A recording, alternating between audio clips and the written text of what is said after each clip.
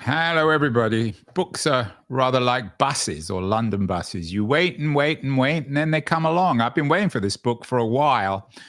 It's called Democratic Elitism, the Founding Myth of American Political Science. It's by Natasha Piano, professor of political theory at UCLA. I've always been a big fan of the Italian school of elites, particularly Pareto, who I think is as profound a thinker as anyone from the 20th century. And along with Pareto, Mosca, and Robert Michels make up the supposed school of Italian elitist thinking, very much associated with Mussolini. Some of the thinkers were more or less ambivalent and sympathetic to Mussolini. But in Natasha Piano's new book, Democratic Elitism, she argues that, and I'm quoting her here, we ought to view these thinkers not as elite theorists of democracy, but as democratic theorists of elitism. I'm thrilled that Natasha Piano is joining us from the UCLA campus. What do you mean by that, Natasha? How are you, in a sense, rehabilitating these three Italian thinkers who some people have associated with fascism? Well, yes, you're right. The line of the book is that they aren't elite theorists of democracy, but democratic theorists of elitism. And that's particularly because they have been called the founders of elite theories of democracy or democratic elitism, which is a tradition that generally is understood to equate democracy primarily with the presence of free and fair elections. It sees elections as this main institutional mechanism that allows popular participation while also containing it in a way that's conducive to large modern mass polities. And that's really the operative definition that we all use, democracy as competitive election. And the conventional wisdom is that this idea originated with the so-called Italian school of elitism, comprised of the thinkers you just mentioned. And my book tries to challenge this narrative. It tries to kind of turn the story inside out. What I mean when I say that they're democratic theorists of elitism is to say that they investigated elite power, not to endorse it as the ideal, but to expose how liberal institutions and electoral procedures can enhance elite domination of the majority and fail to secure popular interests. And they did so as democratic theorists because they thought that democratic measures external to elections enhance the quality of leadership and the stability of the state. So they investigated elitism not to endorse it, but to study it and figure out how democracy could actually create genuine, accountable leaders.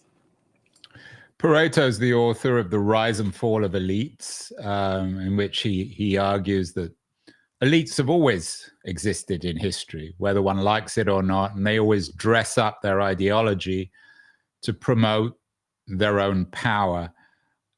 Do you believe that Pareto was right?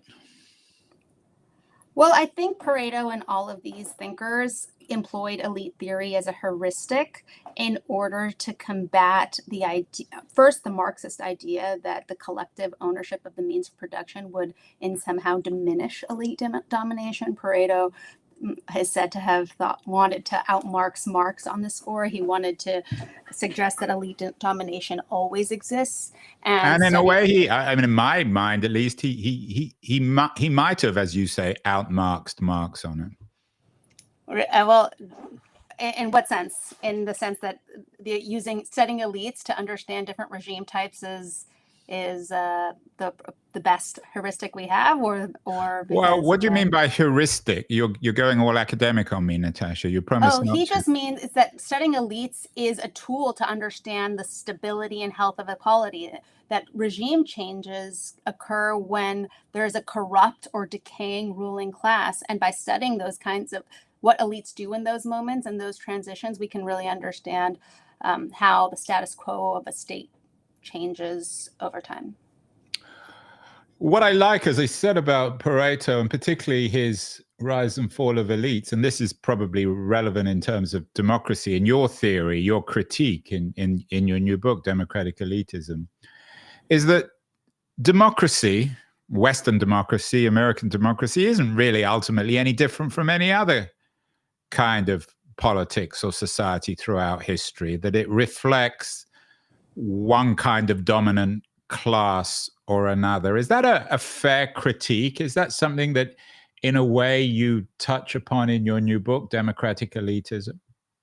I think that Pareto particularly, but also Mosca on this score, were concerned to devaluate the myths of democracy, specifically the myth of democracy as competitive election, the idea that competitive elections secure majoritarian results, the idea is that competitive elections are a more moralistic or appropriate or preferable framework for securing and reflecting the needs of popular sovereignty. They were particularly disturbed that the conflation or the identification of democracy and election would generate democratic expectations that elections can never deliver, because elections are actually representative mechanisms. They're not democratic mechanisms. So identifying democracy with election just creates, this two kind of threats that really undermine the stability of the liberal representative governments. The first threat is that it conceals the plutocratic threats that reside within elections and electoral politics.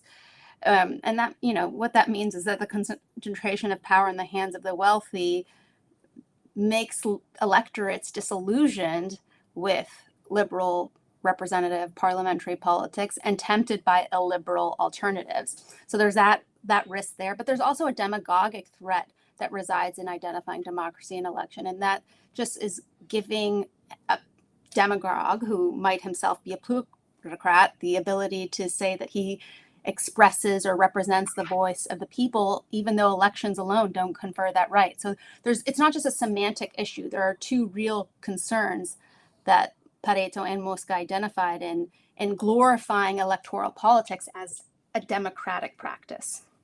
Yeah, and of course, the concept of demagogic plutocracy, which you write about in the book, is not just an academic theory. It's all too relevant in the America of 2025. Was it coincidental that Pareto, Mosca, and Michels were all Italian, in the sense that they're all obviously deeply influenced by Machiavelli, whose critique of what you might think of as demagogic plutocracy from the 16th century has so many lessons for us in the 2020s. Is that fair?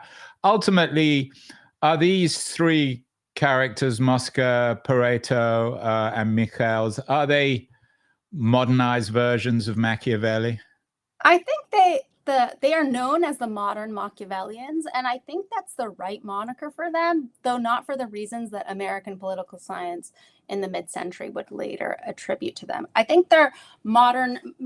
And first, let me just say this one thing, that I think that Mosca and Pareto deserve the title, but Michels was actually German. He was a naturalized Italian, and he, of the three, was the only one who became fascist or had any kind of proclivity towards Mussolini. Mosca, in fact, sensationally decried Mussolini and resigned from the Senate and gave kind of like this oration or a funeral oration for the death of the Republic at his ascendancy. And Pareto, I think I read him more as offering a warning against the demagogic plutocracy that could prevail if elites, if corrupt risorgimentale elites didn't really get their act together. And so I don't really ever see him endorsing Mussolini as opposed to saying kind of like, I told you so. So it's really only Michels that became fascist and either of the Italian thinkers. And so in this respect, I do think it's helpful to think of Mosca and Pareto as modern Machiavellians. They, in fact, do so themselves. And they do so because they identify their idea about the two different humors that exist in a polity, the humor of the elites, the few, and the humors of the many or the people, as an important antagonistic drive that helps, when institutionalized properly, helps create a stable state. And Pareto says as much. He says that his work is entirely indebted to the Machiavelli, not of the Prince, but of the discourses. And right, and this is the point, that of course Machiavelli was even more controversial than any of these characters. Most people associate the work of Machiavelli with his Prince, which seems, to use an adjective, to be that I think Shakespeare perhaps even introduced, Machiavellian in its adoration of power. But of course, the Machiavelli of the discourses is an entirely different way of treating politics and democracy, and indeed the demagogic nature or the demagoguery of one kind of plutocracy or another. Yes. I mean, well, you can read them. Some people read them as cohesive works. Some people read them as two different works. But I think that the focus in The Prince on elites, on the Prince figure himself, isn't completely foreign to, Pareto's investigation of these kinds of leaders.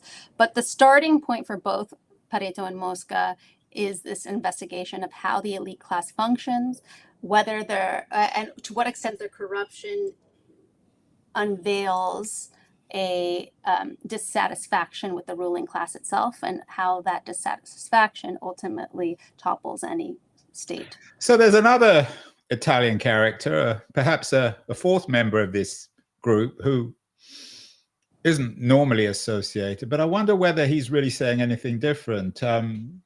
Gramsci, Antonio Gramsci's theory of hegemony and of culture is enormously influential on the left. But he himself also was deeply influenced, of course, by Machiavelli. Is Gramsci saying anything dramatically different from certainly Pareto or Mosca? You read the book. Yes. So I agree with you. I think that, well, at least what I argue in the book is that Mickles should not be considered the third. No, I did. I wrote the book, Natasha, remember? Yeah. It sounds like it. You might have published it much earlier than I did, had you written it. But yes, so I believe that I argue in the book that Mickles should not be considered the third member of the Italian school of elitism. He actually initiated the corruption of Pareto and Mosca. And I mean, Mosca certainly, I don't think there's enough evidence to suggest that he wanted him to be his inheritor, despite what others may have said in American political science. But I actually think the proper, true third member of the Italian school of elitism is Gramsci. And this isn't only because Gramsci was in conversation with Pareto and Mosca's work as he's developing the concept of hegemony, but the concept of hegemony very clearly is an elaboration of Mosca's theory of the ruling class. So I think he represents the third member who developed the focus on elite theory vis-a-vis social movements and its development of the concept of hegemony. He fits much more neatly into the Italian school's principles, that is, focus on elites as an indicator of how healthy a polity is, and how focus on elites to understand regime change and the separation of electoral politics and democracy, something that runs through Pareto, Mosca, and Gramsci's thought, but is certainly not present in Mickles' exposition.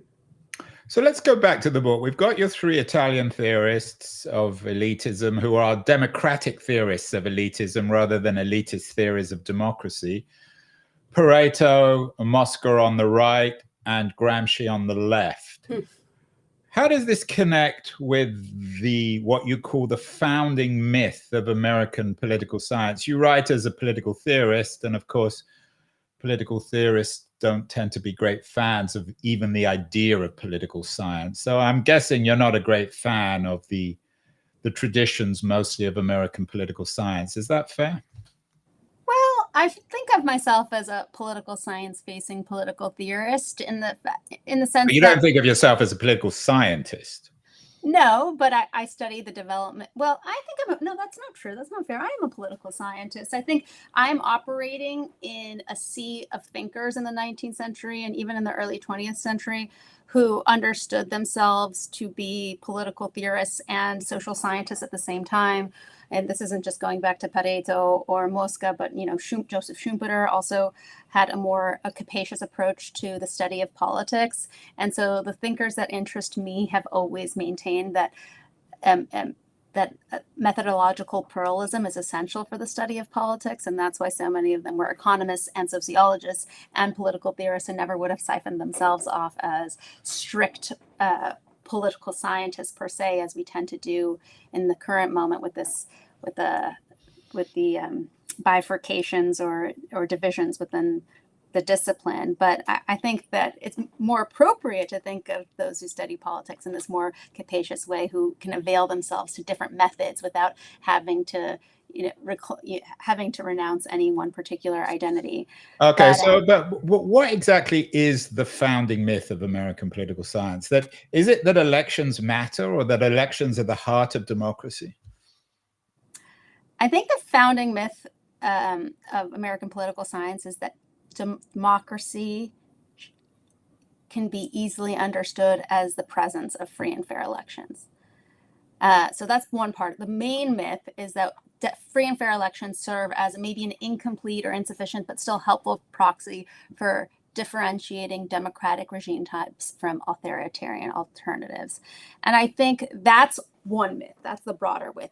And that myth was propelled by this other idea, this other fallacy that Pareto and Mosca articulated this kind of equation of election and democracy because they were trying to champion electoral practices and constrain mass participation.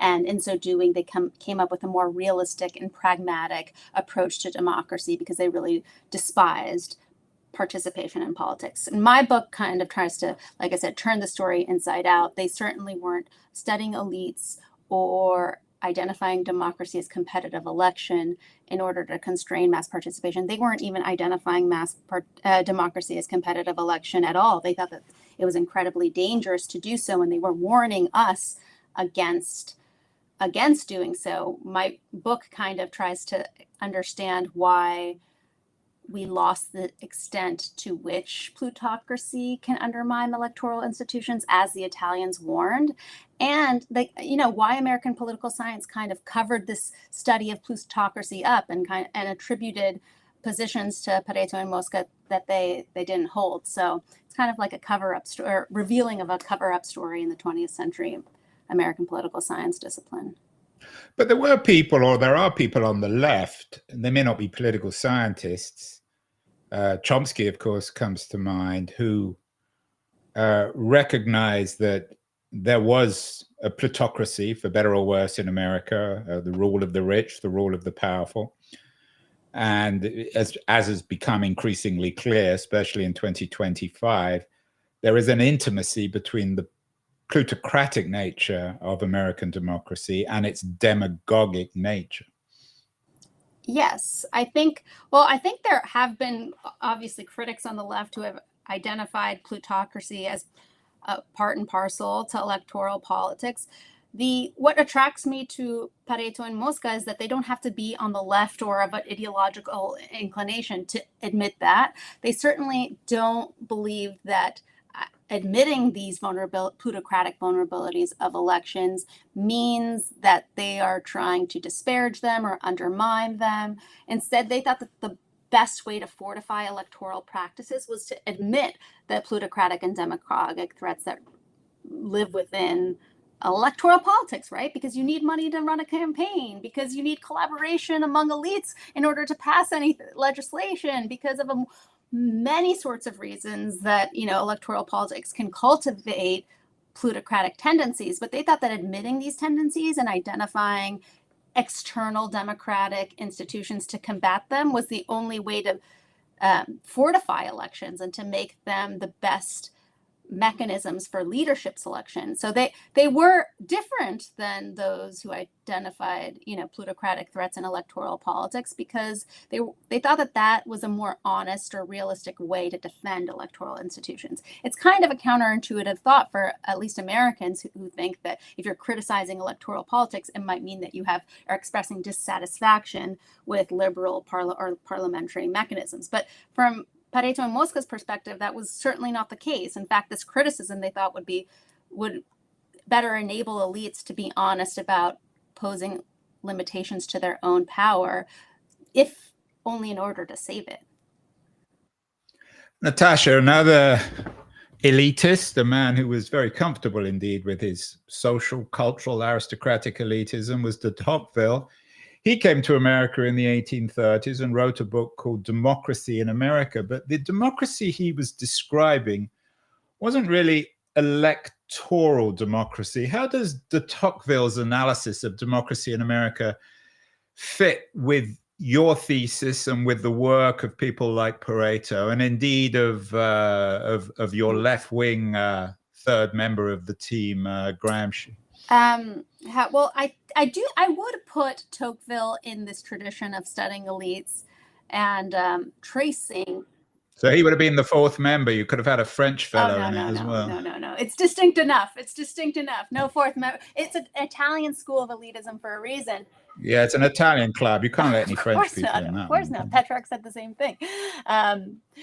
Yeah. So I do think they're operating in the same in a Tocquevillian register, even though I think the Italian orientation is distinct. I think that Tocqueville was also operating in a moment before election had been thoroughly equated with democracy, and therefore he is much more focused on what later American political scientists will call associationalism and interest groups as part and parcel to American democracy in a way that's distinct, as he describes it, from Europe.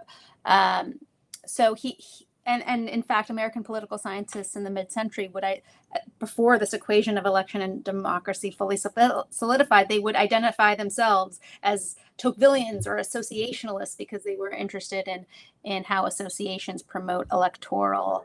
But it's beyond. I mean, associationalism is the front window of this. But de Tocqueville observed that Americans culturally were democratic in a way that the French weren't, that they had no great respect for social standing or any kind of standing. So how does culture play into this? Part and parcel to the culture, Tocqueville says, is that there's an unprecedented amount of economic equality in America that distinguishes the American landscape from the French one in ways that could never be reconciled, right? So the culture came from this radical economic equality that, Tocqueville never experienced. And that was really shocking to him. He, in fact, posits that the reason why democracy as a culture can exist on American soil is because of this economic inequality.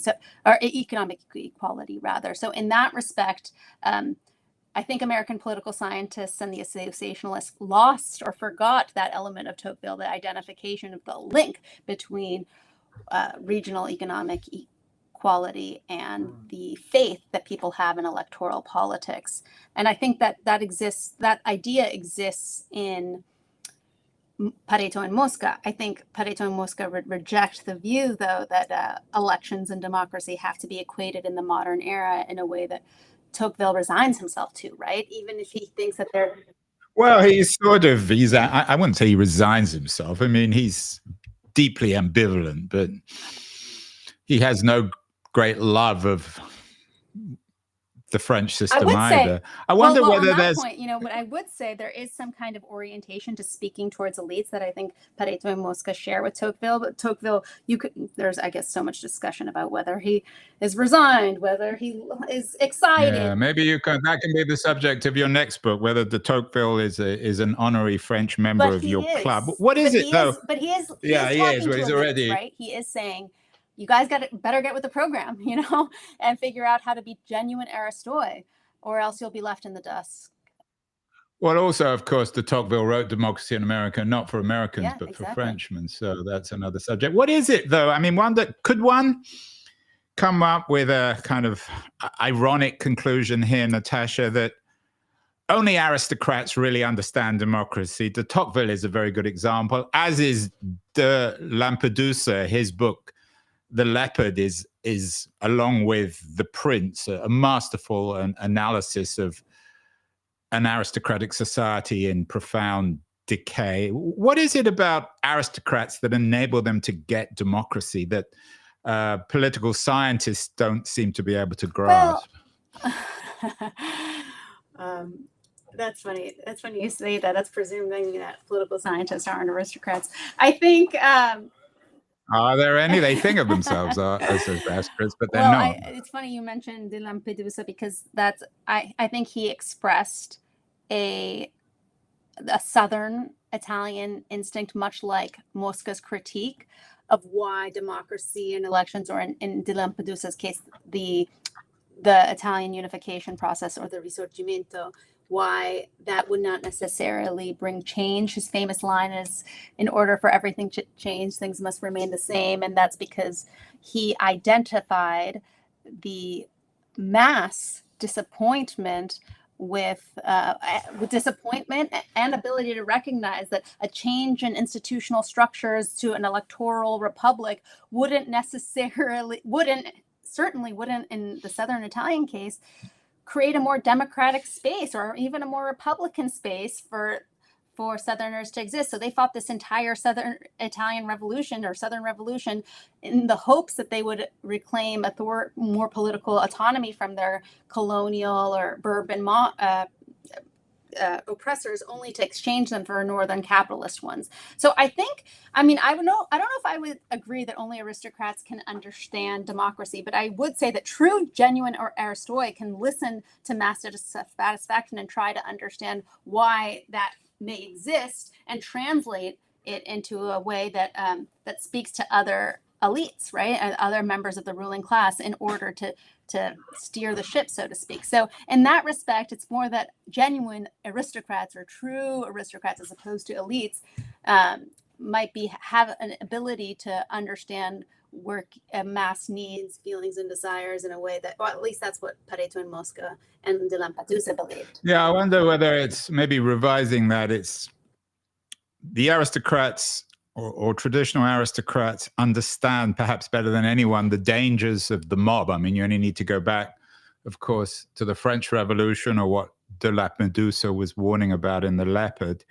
And what's interesting in America is it seems the most articulate critique of Trump and MAGA comes from the old aristocracy within the Republican Party, which has been so radically marginalized now that they don't matter at all. Well, I think Pareto and Mosca would use elite theory to try to understand how mass dissatisfaction with elite ruling capabilities becomes the problem of the mob, as you say, and not just they don't act as if these dangers exist in a vacuum, but instead they try to pose a self-conscious analysis of elite capabilities and limitations, in order to understand and maybe prevent that that problem, so to speak, from materializing. So it's a slightly different approach, and I think less traditionally aristocratic or elitist. It's certainly less elitist than we presume them to be.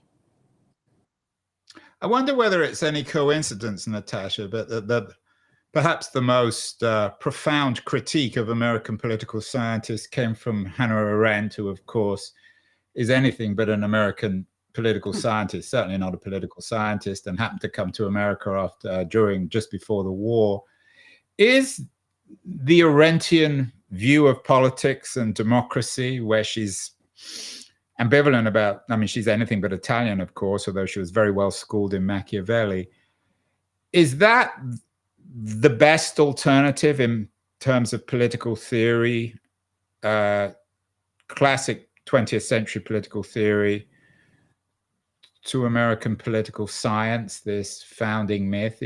Was Arendt the one who sort of understood what was happening in the 50s and 60s, as she saw the emergence of political science as this dominant discipline? Was she the only one? I think there are plenty of critiques of the emergence of behavioralism as it was transpiring. But she offered, sorry to jump in here, but she did offer another way of thinking about politics. Right. And democracy, which is a more classical version, much more rooted, not just in Machiavelli, but in antiquity. I think that the conception of politics as action in concert, which is the hallmark of the Arendtian corpus, it does indeed provide an alternative. I think it has not successfully been registered as an alternative, and because it's insufficiently specific, and so there can be a lot of institutional variety and ideological variety that is housed within the conception of politics as action in concert. I do think that Arendt provides clarifying categories and was especially, I mean, one of my favorite books is Origins of Totalitarianism. So, but I think that it's distinct from Mosca and Pareto's approach. I don't think that they would have specifically identified power as action in concert and therefore politics as the space, because she says politics is the space of appearance in which power can appear, right? So she has an architectural or spatial understanding of politics. And I think that similarly, her view of democracy and instituting the Jeffersonian republics or council wards runs along the lines of Mosca and Pareto's insistence that democracy must rely on extra electoral, majoritarian, and counter-plutocratic institutions and mechanisms. But I think that they have a far more specific, institutionally oriented idea where democracy can still exist as a power or a principle. But the overriding question for Pareto and Mosca is not, do elites exist? Obviously, they're always going to exist. It's who controls enough influence over the formal leaders who govern. And that's their specific motivating question. And that's what enables them to offer normative or evaluative assessments of a specific polity and when it's really in trouble. Arendt has a far more theoretically capacious understanding where it's spatial, it's architectural.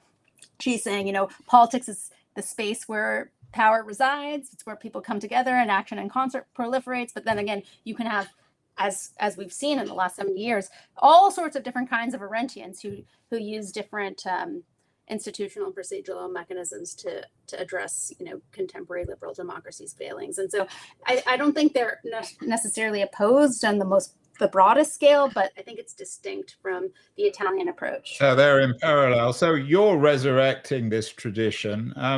Are there others? Are there post-war thinkers who took Pareto or Mosca or even Gramsci and this understanding of elites and power? Where did you find this from? Who are you borrowing from alongside your Italian team? I think in the post-war theory, I think there are more careful and less careful treatments of these figures. But I do think that there were three kind of reasons why everyone, not just American political science, but Italians as well, were incentivized to create scapegoats out of Pareto and Mosca and kind of misunderstand, or maybe it wasn't deliberately nefarious. I don't even mean to suggest as much, but there were three kind of structural reasons that encouraged this. One is, obviously people talk about this all the time, the Cold War and its effects on social science formation. I mean, that was a huge incentive in that it reoriented the debate away from democracy or liberal government versus fascist authoritarianism to liberal government versus communist authoritarianism. And so I think it was convenient to identify the Italian thinkers as those who were profiting a more elitist framework than what Americans wanted to suggest in identifying democracy in elections. So they were used as some kind of scapegoat, I think, and to proffer American democracy as a preferable alternative to communist options, yet but still more conservative than broad Marxist ones. Yeah, you're dancing around my question, though. I mean, I was asking for names of people who kept this tradition alive. Names of post-war thinkers who kept the Italian elitist tradition alive? Well, and what you're writing about, this idea that that this tradition, maybe, but certainly it comes from Machiavelli, Pareto, Mosca, and apart Michels, Gramsci, but that this democratic theory of elitism. Are there individuals, writers, thinkers, maybe not formally within political science, political theorists, philosophers, sociologists, who kept the study of elites alive in this democratic register? Well, I don't know. I mean, the thinkers I've studied, I think were trying to, like Robert Dahl or C. Wright Mills, I think that whether their aims might have been to study elites while keeping the democratic tradition alive, but they didn't successfully do so. And in fact, they rendered it more elitist than what the Italians initially suggested. So, I mean, Carol Pateman, for example, she makes the same mistake that Dahl and E.E. Schneider were making about the Italians and about this orientation towards elitism, that either it has to be that democracy only entails a circulation of competitive elites, or some kind of participatory alternative that supplements the electoral mechanism. And I think that created this false binary. And I think they were all I think that it was, I don't know, I think against their own interests, even, that it was the democratic element of elitism was sacrificed. Yeah, and it's interesting you bring up C. Wright Mill as one of your bad boys. He was a bad boy riding around on his motorcycle, perhaps the founding spirit of the counterculture of the left, of the new left, who is often accused now of losing the working class. That's another subject, maybe the subject of another book. You argue about not viewing these thinkers as elite theorists of democracy, but as democratic theorists of elitism. But this idea of elite theorists of democracy seems to have become quite fashionable now on the right. Carl Schmitt is back in fashion. And now you have in Republican circles people like Curtis Yarvin and, of course, Steve Bannon, who seem to be, at least in terms of what they're saying, elite theorists of democracy. If anything, their founding father is Lenin. Is there some truth that the right itself has figured out elite theory and is using it much more successfully than the left in America in the 2020s? I mean, there's no equivalent to Yarvin or Bannon on the left. Yes. Well, I mean, if the question is whether does the right understand how to diagnose mass sentiment and utilize it to produce more attractive elites? Is that it? Or is it that they believe in the elite theory of democracy, which is that competitive election is the only way to define democracy in modern systems? I think that these guys like Yarvin and Bannon, for better or worse, have learned. I don't know if they've read Machiavelli. I very much doubt they've read Pareto or Moscow or Michels, but they think they understand power, and they've torn away the veil of democracy to suggest that ultimately all this is just about power. And that's why someone like Yarvin can come up with his bizarre theory of monarchy, suggesting that America needs a monarchy because democracy doesn't work. Well, I think that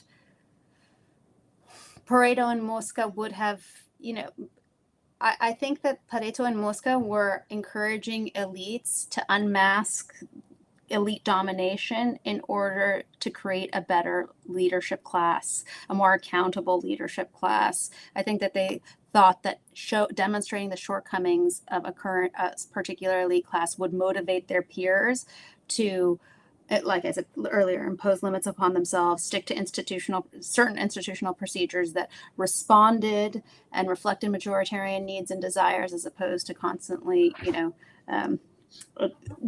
demonstrating their own corruption. So I think the animus was quite different than the figures you're identifying. I don't think their lesson was power is, just this democracy doesn't exist. No, I'm not suggesting that Pareto would have approved of Curtis Yarvin or Steve Bannon. I'm just suggesting that these people on the right seem to have taken the standard, but what you would say is the mistaken view of Pareto and actually believe in it and applying it to politics. Yeah, I think maybe, sure, that might be the case. But what a Pareto or a Mosca would have identified is the long period leading up to that moment where I guess a Yarvin or a Steve Bannon becomes credible, and what the reasons were for that position to become credible in the first place. And a Pareto and a Mosca would have said that is that's the fault of the ruling class, not the problem of the mob. That's not the prior ruling class who have governed corruptly through global alliances without really heeding the calls that were necessary to be made in the first place. So I think they used it as a heuristic. They might have said, "Oh, it's too late now. Things have gone past the tipping point." I don't know what they would have said about our own particular moment, but they definitely wouldn't have blamed anyone or identified some kind of intrinsic use of power as the only way that things really work. They would have said that there was a malaise, so to speak, within the ruling class, the previous ruling class, that enabled such figures. Right, it's a transition. And of course, Gramsci wrote very famously about these interregnums, borrowing from Marx, suggesting that we're all struggling to make sense of a world that's dying at a point where the new world isn't coming into being. He has a famous phrase from his prison notebooks. Finally, the right seems to be making sense of this interregnum and even shaping the future. What should, Natasha, what should the left be doing rather than relying on elections? What is the real polemic, if you like, in your book, in terms of our current malaise, our interregnum, perhaps the corruption of some aspects of democracy? What should progressives be doing? Or at least what would your friends Pareto and Mosca and, of course, Gramsci, what would they be saying about rebuilding democracy in the age of Donald Trump and his demagogic plutocracy? I think, I guess Gramsci would, well, I don't know. Gramsci and Mosca are both exceptions, but I think Pareto, Mosca, and Gramsci were all, to a lesser extent, Gramsci, less concerned with ideological iterations of this kind of abuse of power. They thought it could exist irrespective of political or ideological positions. And I started writing this book in 2014, where nothing that I've said has changed. It's just the world has changed around me. And so now it's become more plausible. But I think that they would eschew any kind of sanctimoniousness on the part, if the question is about elites on the left, they would eschew sanctimonious behavior on their part, where identifying the problem in majoritarian electoral outcomes, that's a wrong approach. They would really encourage all elites on the left or right to look within themselves and ask themselves if they're genuine aristoi and what that would mean vis-a-vis resurrecting the polity. I mean, in the case of some of the figures you identified, perhaps that's not their interest, but I think especially in the early parts of Pareto's career and the later parts of Mosca's one, it was really directed at how elites can turn the ship around in order to create a lasting, stable state. And so in that sense, you could take the view that they would say all hope is lost because we've passed the threshold, or no, actually things can be done once you approach the question of power from a more skeptical perspective, but one that doesn't eschew or that doesn't insist upon fatalism, right? Like, I think that Gramsci said it best when he says pessimism of the intellect, optimism of the will. I think that encapsulates why they offered such aggressive critiques of their own class, but not to discourage action to remedy it, but quite the opposite. And that's the problem, is that the coastal quote unquote elites in San Francisco, where I am, in Los Angeles, where you are, in New York, in Washington, D.C., the conventional critique is they don't recognize their elites. Is one way to get ourselves out of this situation, at least from Pareto or Mosca or even Gramsci's point of view, is for the quote elites of San Francisco and New York and Los Angeles to recognize their own historical position and understand that they are actually the elite. Absolutely. And I think that's implicit in the approach of elite theory. It's no way horizon constricting. It actually opens horizon because elites are part of democratic practices, and it's not like we can have to banish discussion of elites or not recognize that they exist in order to discuss democracy properly. That's certainly part of the approach. I think what I've understood, or what I think we should take from them, is that perhaps a redefinition of democracy, not as election, but as good government, is in order. And that might speak more to what we really mean when we say democracy in our contemporary moment. But also, it's more in line with what could possibly be done to reorient ourselves and not succumb to a fatalistic lament about what's happening. They suggested that democracy as good government could understand democracy not as like a regime type, like monarchy or something like that, but more as a power or a principle that cultivated three different attributes. And one was this popular element. It has to be, the government and its institutions and practices has to be seen as credibly popular to working majorities in order to qualify as good government. The other attribute is that it has to be actively anti-plutocratic. It requires this continual contestation of elite power and vigilance against plutocratic encroachment, using like public mechanisms to combat threats and addressing issues like regional economic inequality before things like, I don't know, a 2008 financial crisis happened, before, as not as post hoc redress, but as preemptive measures. And then democracy as good government is also pluralistic. And what that means is that it can't just simply be elites competing with each other. There has to be some kind of credible majoritarian pressure from below that allows that competition to be meaningful and real to electorates, right?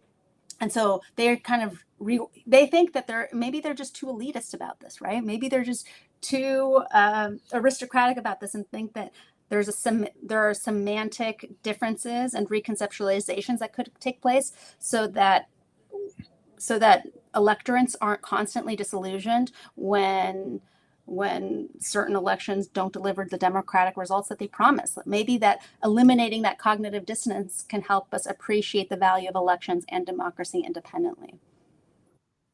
Well, that's good stuff from Natasha Piano, the author of an important new book, really important new book, Democratic Elitism, the Founding Myth of American Political Science. She began writing it in 2014 before maybe Trump read it, Natasha, which explains his rise to power, although I somehow doubt it. Congratulations on the new book, and continue doing this important work and thinking on aristocracy and democracy and elite. It's